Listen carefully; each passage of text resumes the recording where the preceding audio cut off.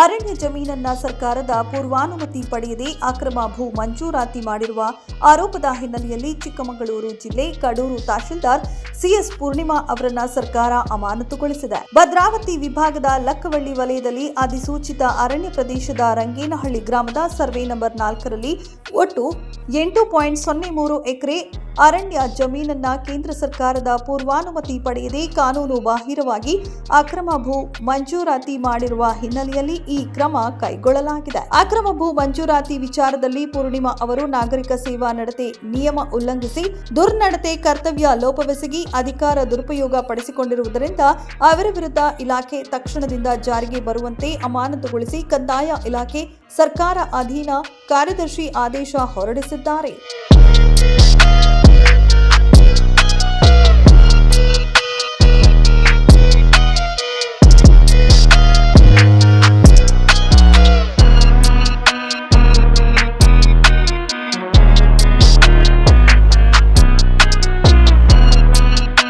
ವರದಿ ಸಂತೋಷ್ ಗೌಡ.